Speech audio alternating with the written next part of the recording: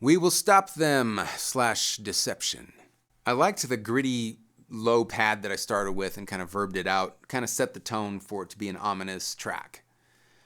And then also verbed out those drums and had these kind of, industrial clanks and different sounds like that in there. So that appealed to me in terms of just kind of a groove and setting the stage for, this being a cool, even though it's a slower track, it's still got a hard groove and sounds menacing. I was playing around with, orchestral hits, stabs. I had a few different ones, so it's very abrupt in the way that they change depending on what key I'm in. Because I think, if I remember correctly, all of these orchestral hits were part of the same patch that I'd loaded up. So no matter where I was playing at, I might hit a different one.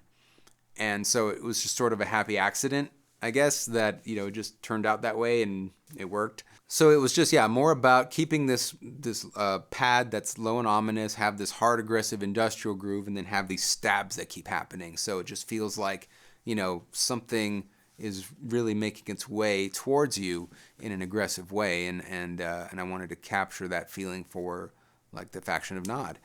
The voice samples that I ended up choosing, of course, we recorded those at Westwood and, had hired people to come in and or used people that worked there for voices. It was kind of a bit of both. And, it was the Wild West. We were just going for it, just seeing what worked and what would stick. And so I was trying a lot of that stuff out, experimenting with throwing in voice samples to see if it would make the song cool or not, or if it was even needed. Of course, I was a fan of the Bill and Ted movies. That is a quote that is in there. A couple of quotes, I think, that were spoken from the film, but I didn't sample them from the film. I just had someone else say them, and we put them in and just had fun with it.